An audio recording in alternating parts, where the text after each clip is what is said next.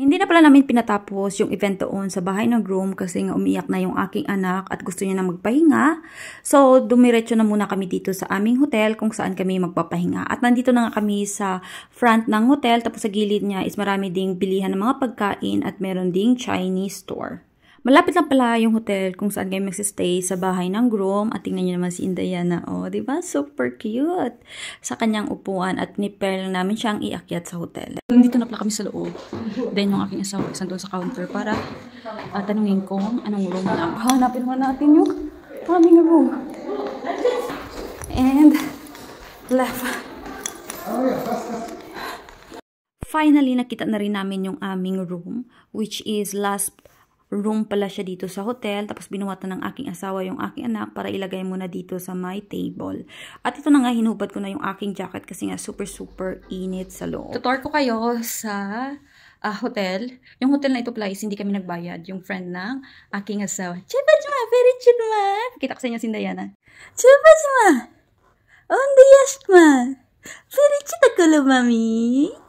Ito pala yung entrance, bali number 18 kami. Tapos pagpasok mo, meron ditong ilaw. Automatic na siya, dalawang bed. Which is nandun nga si Indayana. Tsaka si Indayana. Hello! Tapos meron siyang side table na dalawa. At yung aming dala, of course, wag nyo nang pasilin dyan. Tapos sa 2 bed, meron ding doong side table. And the other one, side table. And merong upuan. Din silang pa-TV. And this one naman is heater. Yes, nakatago po yung kanilang frigidaire. Titingnan natin kung meron sila ditong pa-complementary. Ito pala, mali. So, wala pong laman yung kanilang frigidaire. So, we close it. Pero, meron silang baso dito. Tapos, meron din silang cabinet. Yan, merong hanger, merong mga towel, and meron din sila ditong sa taas na comforter. Tapos, another side, dalawa pala. And same lang, kasi nga, dalawang bed. Pupunta naman tayo sa kanilang toilet. Ito yung pintuan, white. Tapos, meron silang paganyan sa bowl.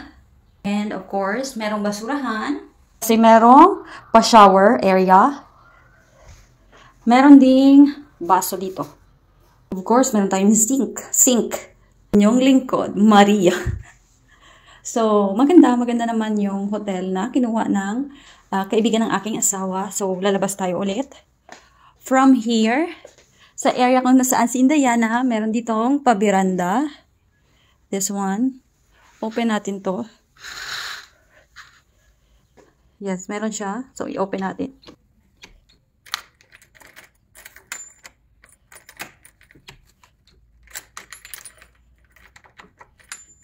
Wala siya mabuksan. Pero yan yung makikita mo dyan sa labas.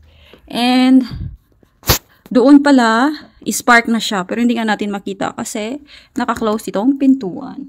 Bumili ng pagkain yung aking asawa para sa akin kasi nagugutom na ako. Pero siya, is babalik pa siya doon sa may bahay ng kaibigan niya kasi hindi pa tapos yung party doon. Kailangan pa nilang kunin yung wife sa bahay. Tapos pupunta pa sila sa kanilang ninong at ninang. So, mahababang process. Pero kami ni Indayana, hindi na kami sasama. At hindi na rin kami sasama doon sa may basilica or sa church. Kasi nga, bawal daw pumasok yung bata na hindi pa nabibinyagan sa simbahan. Ili-ilihon natin si Indayana kay Nagama. Uy, ayaw niya rin ng mga may kuhan sa kanyang itsura. Nakarating na pala yung aking asawa at may bitbit na siya na pagkain. Masarap yung pagkain na binili niya sa may restaurant ng hotel. Meron diyang pork with pineapple, seafood, and of course, merong rice. Bro. Good. Both are good? Yes, it's something fancy. But This food is really good for me. What is fancy? I don't like it because I know you like it, but you know. My husband don't like to eat, so I eat it. Dahil gutom na ako, kaya nagamuan lang kita ang akon nga pagkaon. Pero ginaagda ko ang akon nga bana, nga magkaon siya pero hindi niya feel ang pagkaon. It's because yung lasa is Asian. So, doon na lang siya kakain sa bahay ng kaibigan niya. This one is seafood. Masarap din siya. Pero prefer ko yung isa. Habang ako ay kumakain, inaayos naman ng aking asawa yung aming anak kasi nga aalis na siya papunta doon sa bahay ng kanyang kaibigan. Umiiyak kasi si Indayana, gusto niyang sumama sa kanyang tatay. Pag nandiyan yung kanyang tatay is hindi talaga siya iyakin.